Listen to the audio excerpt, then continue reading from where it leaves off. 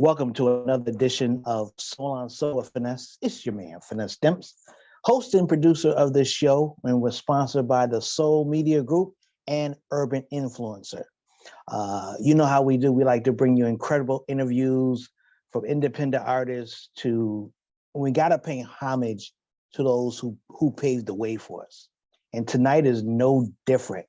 I am so honored to have my special guest with me tonight, Miss Melba Moore, 5-octave singer, award-winning actress, Broadway, contemporary, soul, R&B, pop, rock, jazz, gospel, classical.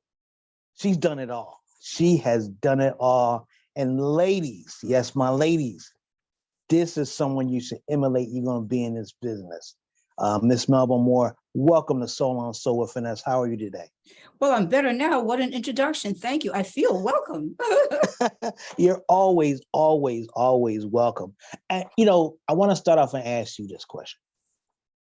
In Melba Moore's definition, what's your definition of soul music? Well, Black music. Okay. Am I wrong? No, I mean, it can be more, inclusive than that. But I think, especially Black Americans were the ones who established that. Not that we meant to do that. We were called that because we were relegated to so-called soul. But what are you going to do with your life without a soul? Come on now. That's true. That's true. So I think that's essentially the place where African Americans or Afrocentric people have been in the world at the bottom, but we wind up being the good earth. Let me put it that way, where the treasures are. So who were some of your favorite artists growing up or even today, maybe? Oh gosh, that's always a hard question for me because I think we have so many. And the older I get and the more I get into continuing future, the more there are. There doesn't, I mean, some artists that have been, blessed with longevity feel the opposite. Matter of fact, I sense sometimes that once people get out of their youth era, maybe they stop listening, and so they feel like there's less. But I feel like there's so many. I'm not sure if I could really tell you. Well, I can tell you some of them. I can tell you right now. Gee, who do I want to start with? Gosh. Who do I want to start with? Okay, I think the problem is I've had so much on my mind. It's hard for me to just kind of think in that category and think of different names. But I'll just put it this way, there are so many. God. All right. What is it about the entertainment business keeps you motivated and moving? Well, for me, everything's come in a challenging way. Nothing, I mean, I have 5 octaves now, but I wasn't born with it. And so if I didn't work at it every day and go to the gym and take lessons, and when somebody said, well, you don't know how to sing that well, try to learn how to sing it. If I didn't keep trying, I don't think I'd still be here. You said something very key, and we have a lot of young listeners, or young artists, I should say, not young listeners, today who think it's so quick and easy to make it in this business that they don't take care of their instrument, their voice, or their body staying in good physical shape. Why is that so important? It's very important because, especially as a singer, you are the instrument. And as you continue to get older, the body has different requirements. It doesn't stay the same. So if you don't study your person, your physique, your personality, your talents, they're not going to stay the same because we have seasons, and physically everything kind of goes back to the earth. It deteriorates. You're born with certain things, but after a certain point, you start to get less and less, and you have to replenish it or replace it. And that's a good thing because it can be replenished, but sometimes too, you don't grow. And if you don't have these challenges, and sometimes you don't have them because nobody tells you that that's how it works. And when you're young, you feel like it's going to be that way forever. And when it starts to change, sometimes you don't notice it, and nobody told you, or if they told you, maybe you were too lazy, or you know, for whatever reason, you didn't pay attention, so you lose it. And so I think one of the reasons I don't only have what I had, but I have more than what I had because it was never easy for me. Very often when it's easy, it's invisible. So you think it's just you think it's there and it's already gone. You don't know that Mhm.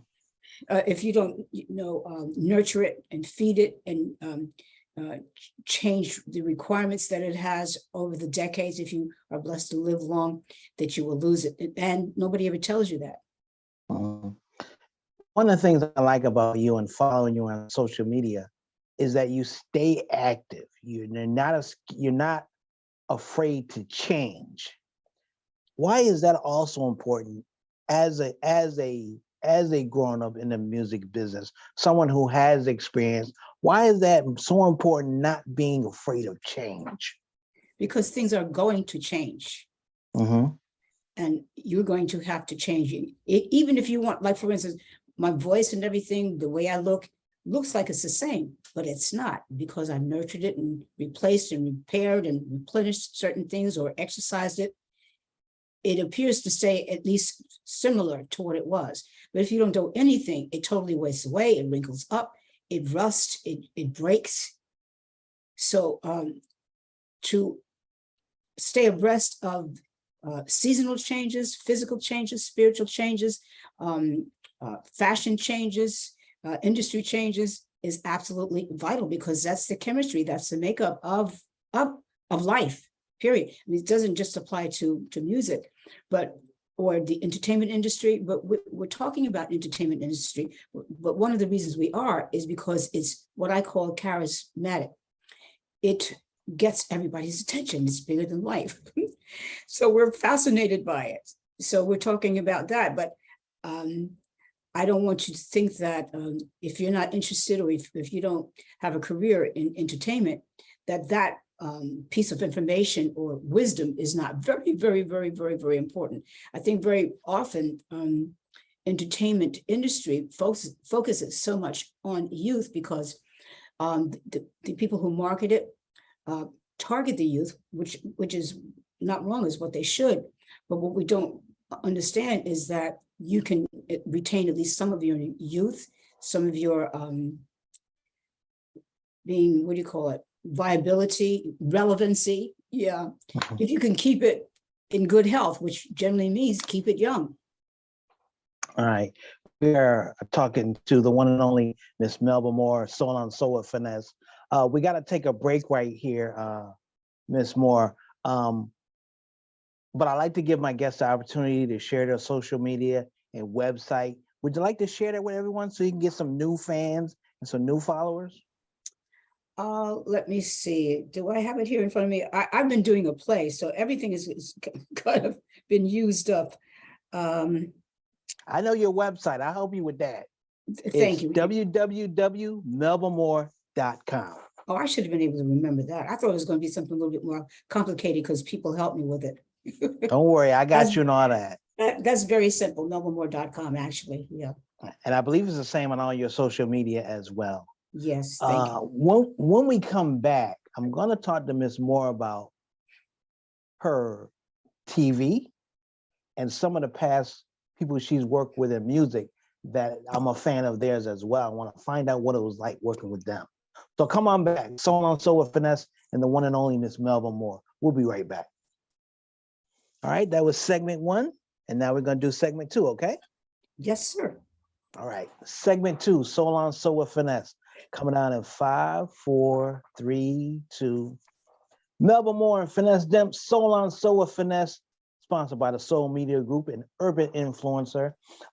Miss Moore, you have worked some people that I really enjoy in the music business. One of those people, which I think to this day there needs to be a film on, is the one and only Kashif. Can you talk Oh. about working with Kashif and what he was like in your music experience and learning from him as well? It's a good thing to point out that a person like that you can learn so much from, because they are so brilliant.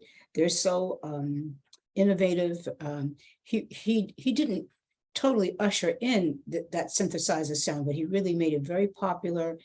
And I think maybe with Evelyn Champagne King, we really started to kind of focus on it. And another artist of his, Howard Johnson, and of course his own performances and recordings that he had successes with. So working with him in the studio was highly, highly, highly technical, because he wanted each lyric, not just a verse, in a very, very detailed, particular way that he wanted it. You sang your own background sometimes with others, but it was never like a whole line. It was always in sections. He was very much an arranger. Like even the vocal arrangements were in, it was like a patchwork quick quilt that fit together. And he wanted each sound in each place very, very, very detailed. And he would rehearse you ad infinitum until he got it like he wanted it. And then sometimes in the beginning of working with Kashif, I trusted him, because I heard, the great music that he made on other people, but I didn't know where he was going with me, if it would fit me. But when I heard the finished product, I said, "Oh, he gave me a whole new background, a whole new foundation," and he presented me in a very fresh way. I'm just saying how I feel about what he did, not only with me, but his way of working with vocal artists as well as musicians. Oh, wow. Very, very, very technically oriented. All right. But I think the way that he viewed the music was very emotional. But if you work with him, he broke everything down to its minutest detail. Then you put it all back together again. What about Freddie Jackson? I love the video with you and him in the white. What was it like working with Freddie? Well, now Freddie was totally different. First of all, he could do stand-up comedy. He kind of has to be happy in his environment and friendly and warm and just at ease, I guess, because he likes to joke around a lot. He likes a joyful environment, but he can afford to joke. He's prolific as a songwriter, as a singer, as a performer. And of course, I could say in a superficial way, he was a lot of fun to work with, but it's really his makeup and very sharing kind of a person. So when you see the video of him and myself and just a little bit more, it is a kind of a romance that he has with other artists that he works with, artists that he writes with, artists that he performs with. And so you have a feeling of warmth and love and joy and friendship when you're in his presence. And lastly, what about Paul Lawrence? Paul Lawrence, Paul is very shy, so I'm not sure that I really know him, but I know he's an incredible songwriter. He wrote "Love's Coming at You for Me." He's also part of the Kashif company of people that I met Paul through Kashif. So he very much works with that synthesizer sound. And but I was working with him for a long time, and I didn't realize that he wrote "Rock Me Tonight." I said, "What?" I said, "You a bad little old boy there. Excuse me, I didn't give you your propers." And the only reason I didn't know that is I was just so busy with doing my own projects and doing my own survival and in my own little bubbles. But but Paul Lawrence I think he's a very deep thinker. I think he's introspective. He's not outgoing, but he's very prolific. He's sometimes talented people are like that. They have so much inside of them, but they're not necessarily verbal or very expressive. You have to see their work to actually kind of see who they are and what they're thinking about. Now, one thing I didn't know, that you were in a couple of films. I do remember, as I remember it now, Fighting Temptations. I was in and out on that one. But one movie in particular, I did not know you did the voice on All Dogs Go to Heaven. How did that come about? Oh, when I was still with my then husband, Charles Huggins, and we had our company, Hush Productions. One of his in-house agents brought that project to me. Wow, that was an incredible movie. I know as a kid, everyone was going to see it, but I did Yeah. not know that was your voice in that. Wow. I hope to do many, many more voiceovers. It didn't happen for me on a continuing basis because we were divorced. The company broke up, and everybody went their separate ways. But I would love to do. I hope to do many more voiceovers like that, especially in animations. Mhm. I love joy. I like things that are not only fun but funny. Mhm. So I want to You- do more. One of the things I want to ask you about is Lift Every Voice and Sing, which was the Negro National Anthem back in 1990. When you heard that and experienced that, what was that like for you? Well, Finesse, it's still our anthem. It will always Mm-hmm. be our anthem. But I was so impressed because I had the opportunity to see Dr. Dorothy Height, who was then the president of the National Council of Negro Women, being honored by the NAACP on television. And I called her up and asked her, could I meet with her? I was so impressed with her. And she invited me to travel with her organization, National Council of Negro Women. And I was on hiatus, so I had time to go off and learn about community service and what that means. And that's what she represents to me. And she would have these Black family reunion celebrations in major cities that had large Black populations, like, New York, Chicago, Detroit, Washington. And there would be all kinds of events. And one of the things that she had were like prayer breakfasts and meetings where she would honor different people and cover different subjects. So she said, no, but why don't you sing the Negro National Anthem? Well, being a New Yorker and no knowledge of our Black history or Negro history, I didn't know that we had one. So I said, this is a sin and a shame that I don't know that we have. I mean, I knew about Lift Every Voice and Sing, but I had not followed the civil rights movement to the degree that I knew that it was our unofficial national anthem. I didn't know that. So I went and found out about it.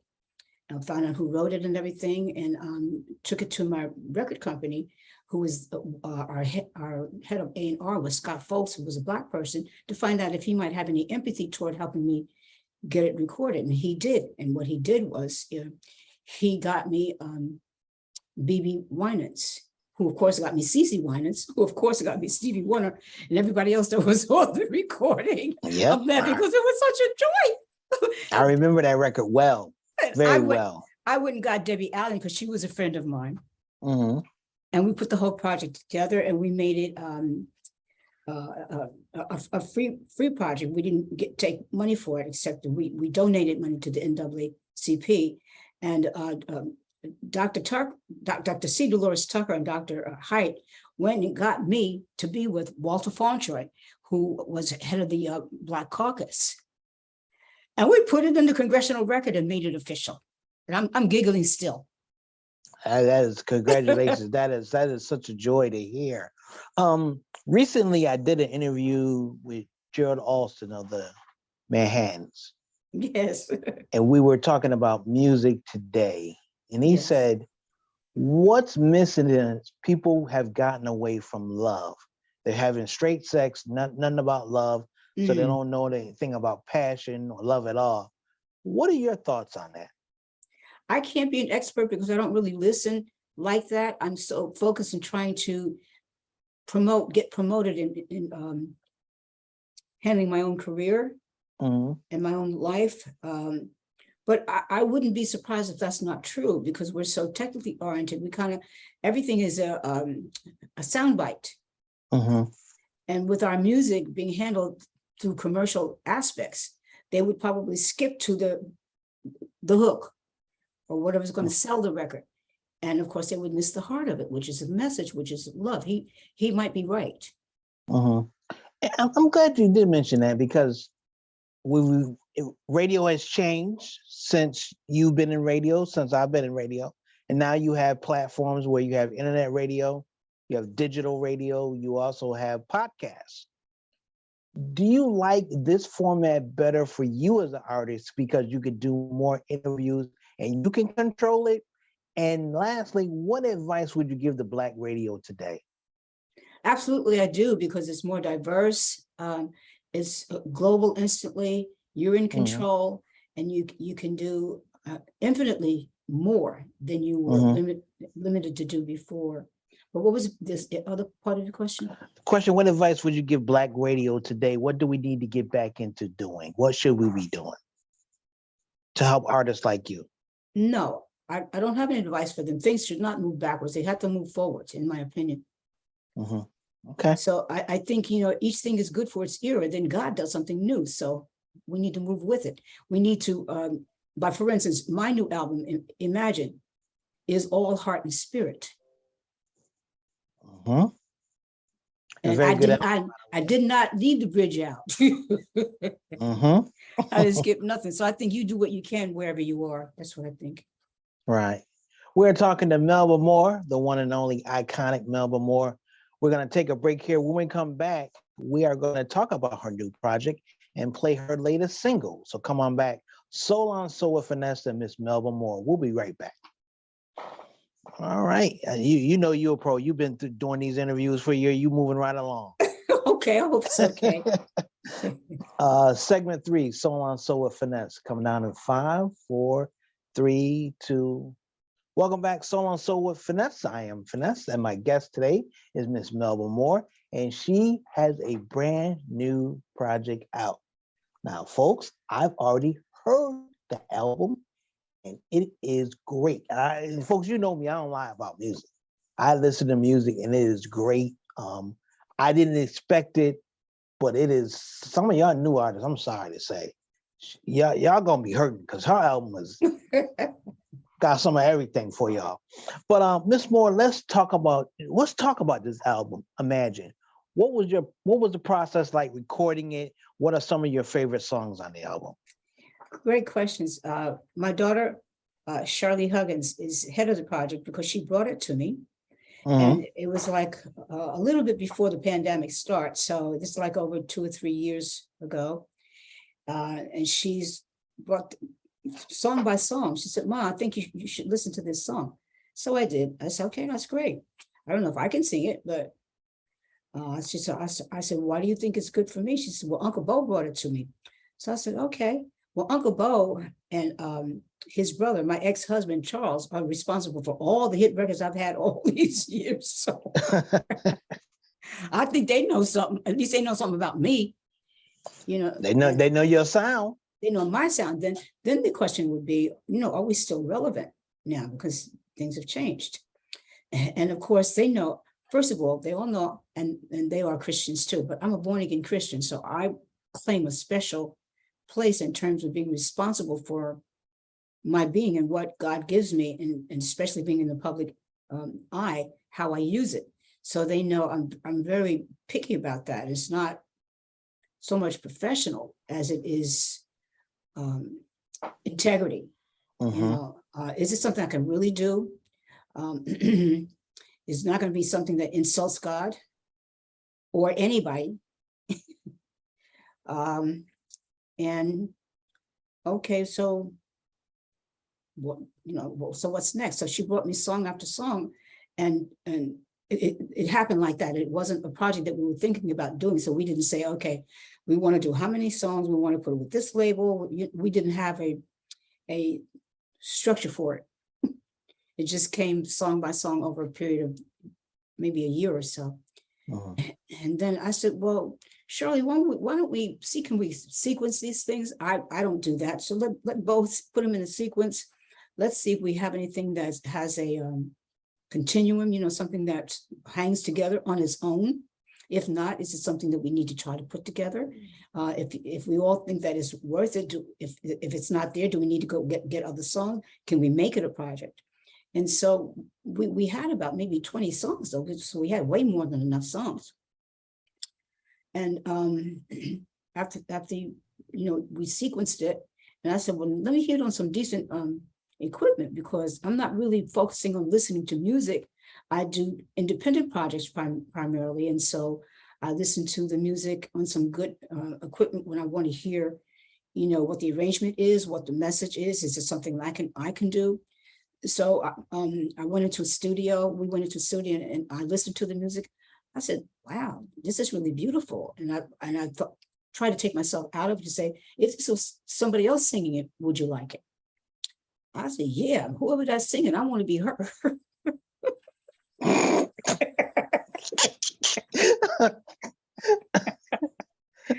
I really felt like they lifted me because they knew me, because it was my daughter. And we were talking from a young perspective that the changes that they would make in me or help me hone myself would keep me relevant and bring me into an honest move and change, not trying to just mimic what was out here now, but evolving with your community, and that we would be relevant. And that's the beginning of it. And then, after it was recorded and everything, then we had to figure out, okay, well, where's this going to go? I said, well, I think you should be the head of it. So where do you want it to go? She said, well, Mom, what do you think about me starting my own label? I said, well, everybody else got an independent label. My baby could have one too. Shoot. That's right. Come to your baby's defense. So that's essentially the birth of it. Well, I must say, as someone, I love music. I listen to so much music. I was surprised at how smooth it was, how majorly relevant. I thought the lyrical content was great, mixed and mastered beautifully. It is a very enjoyable record. You don't want to hit pause or skip at any time. Is that, and I mean that, it's really a great record. Congratulations. And I know everyone else is going to love it as well when they hear it. I am so pleased to hear you say that. I'd rather you say it than me, because first of all, I don't think I hear it as completely as someone who's outside of the project, first of all. And I was going to ask you, well, what do you think? It's one thing for me to say, but you just told me everything. Yeah, it was really beautiful. So let's talk about the single. What's the single now that you're releasing? Okay, let me see. I think they're going to finally release the title cut, Imagine. Okay, and we do have that. And also, the first single that they released, So in Love, is still doing very, very, very well. Doing really well. We have that also. So, and do you have Take Her Picture Down? No, I don't, because your manager said I better not put that out there. So I only got 2. Oh, okay. Well, I'm not going to go against that. They're doing the marketing, and so that means you distribute things so that people hear them when you want them to, so you can stay in control of the success of the album. So I won't do that. But he did give me the album, and the album, like I said, the album is gorgeous. Thank you. I think it is favorites. Too.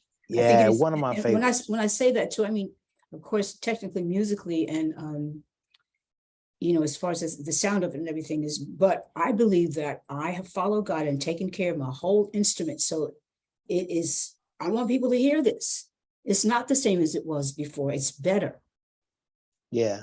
Well, we're definitely going to take care of here on Soul with Finesse and with Urban Influencer, because it's that good of a project. And I hate using the word surprise, because you're a great singer. No, I think I understand what you're saying though, because I think you hear growth. Right. I think you can definitely tell it's me. I haven't changed so much until so, and you need to have something to compare it to if you're old enough to have heard my music before. Right. So, and many, maybe most of legacy artists, or people that have been around for a long time, they do not have this excellence anymore. And so sometimes I feel a little bit upset that I get a bad rap because other artists have not taken care of their voices. Somebody will say, are you still singing? I want to say, hell yeah, but I won't say that. Well, I said, I'm not a basketball player. It's not like my knees are gone, but they're right. If you don't take care of it, it won't stay there. I tell you what, thank you for taking care of your voice, because you definitely put out an incredible project. And I hope it's an encouragement to people who hear it and know that I'm a mature, I'm a senior citizen now, artist, that they should take care of not just their instruments, take care of themselves. Now I'm going to go Christian on you. You are the temple of God, and if you will, he will show you amazing things. That's what I think. That's right. So, Ms. Moore, can you introduce your song Imagine? And we'll play it right now on Soul on Soul with Finesse. Absolutely. Imagine is the title song. It is written by Ronnie Song and Chantel Hampton. And what I want you to pay attention to, besides me, is this beautiful guitar solo by Eric Leone.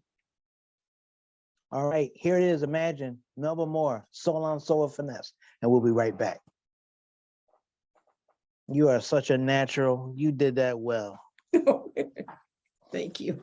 All right. So this is the last segment, and just closing words, and then you're finished. See, I didn't Okay. keep you long. That wasn't painful. Well, you did all the work. You did your research. You did everything. I tried to. And the thing is, like I said, I love music, so I know you as an artist. What you know, Yeah. what you've done. So it's Well, it never makes- hard for me. So it makes it easy for me and enjoyable for me, just so you know. Oh, well, I'm I don't mean glad. Thank personally, you. but whoever it is you're interviewing. Oh, well, thank you. Thank you so much. Yes. All right, last segment. Coming on at 5, 4, 3, 2. Welcome back, Soul on Soul with Finesse. Melba Moore, my great guest. It's been a pleasure having you on the show today. I wish we had more time because there's so much, probably more information you can share, but maybe at another time we can Yes. have you back on the show. I would love to come back if you have me. Thank you. All right. Any closing words of advice you would like to give to young artists today that want to come into the music business? Oh, gee, that's a big one. Because you're talking to maybe a diverse group of people that have different backgrounds and different starting places. One of the things I would advise everybody to go is go to church and listen to the choir or get in the music program there, because then you're in a sacred environment where you can hear and experience the music from, I think, a golden place. If you don't have a place to study, go to the Y, go to the after school programs and try to learn about it. Don't worry about being a star or successful at first. Learn as much as you can about your instrument. It doesn't have to be voice, whatever it is you want to learn or you want to know more about. Don't be afraid to be a student of whatever it is you want to become successful at. I think the first thing I would advise is wherever you can learn about it first. All right, that's the one and only Miss Melba Moore. Her website is melbamoore.com, www.melbamoore.com, and on all social media platforms as well. Thank you once again, Miss Moore, for being on Soul with Finesse, and we'll catch you another time, all right? Well, I hope you can tell that I've enjoyed this so very much, and I hope that you will invite me back, and continued success to you. Thank you so much. Oh, thank you so much. That's going to do it for this edition of Soul on Soul with Finesse. My guest, Melba Moore. You know how we always do. It's the same soul channel, same soul time, and of course, your same soul host. We'll see you next time. And in the words of Don Cornelius as well, got to give homage to my boy, Don Cornelius. Yes. Peace, love, and soul. And we're out.